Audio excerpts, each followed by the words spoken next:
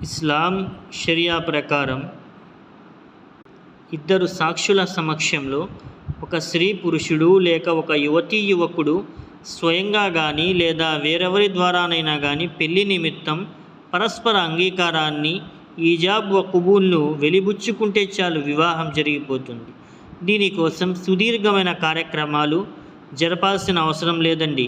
మామూలుగా కూర్చొని జరుపుకునే సంభాషణల్లో కూడా పెళ్లి జరిగిపోవచ్చు. ప్రత్యేకంగా ఖాజీ సమక్షంలో కానీ ప్రస్తుత కాలంలో జనం కల్పించుకున్న వకీలు నియామకం కానీ వివాహానికి అస్సలు అవసరం లేదు. ఇస్లామియా యుగంలో వివాహాలు ఇలాగే చాలా సులువుగా జరిగిపోయేవి. ప్రస్తుత కాలంలో మాదిరి దుబారాలతో కూడుకున్న సంక్లిష్ట పెళ్ళిళ్ళు ఆ కాలంలో ఉండేవి కావు. ఇవన్నీ ఇస్లామేతర దురాచారాలను గుడ్డిగా అనుసరించడం వల్ల ముస్లిం సమాజం తన మీదకు తెచ్చుకున్న ఆపదలు ఇవన్నీ.